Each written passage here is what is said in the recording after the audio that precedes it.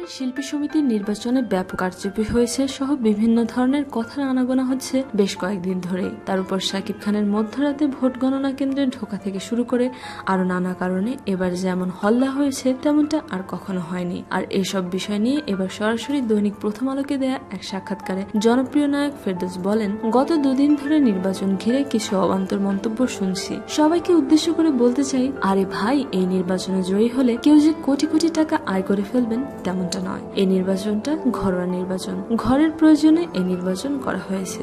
3 panel থেকেই কমিটির সদস্যরা এসেছেন। যারা পরাজিত হলেন তারা যে শিল্পী রইলেন না এমনটা না, কিন্তু সবাই একসঙ্গে কাঁধে কাঁধ মিলিয়ে কাজ করব। এই সমিতি আমাদের সব শিল্পের, এখানে সবাই মিলেমিশে থাকবো, এটাই সবার একমাত্র লক্ষ্য হওয়া উচিত। সেই সাথে এবারের শিল্পী সমিতির নির্বাচন সুষ্ঠু হয়েছে বলে মন্তব্য করেন ফেরদৌস। তিনি বলেন, উৎসব মুখর পরিবেশে নির্ভেজাল একটা ভোট হয়েছে, কোনো কারচুপি হয়নি, কিন্তু গভীর রাতে সেখানে আমাদের গত আসরের সভাপতি শাকিব খান কেন গেছেন তা বোধগম্য নয়। প্রিয় দর্শক, একই প্যানেলের ওমর সানি যেখানে কারচুপির অভিযোগ তুলছেন সেখানে ফেরদৌস বলছেন অন্য কথা। কে বলছেন সত্যি, কে বলছেন মিথ্যা, কি মনে হয় কার কথা ঠিক? সবকিছু শেয়ার করুন আমাদের সাথে। শোবিজের আরো নিত্য নতুন খবর জানতে আমাদের সাবস্ক্রাইব করুন, লাইক দিন এবং কমেন্ট করতে ভুলবেন না।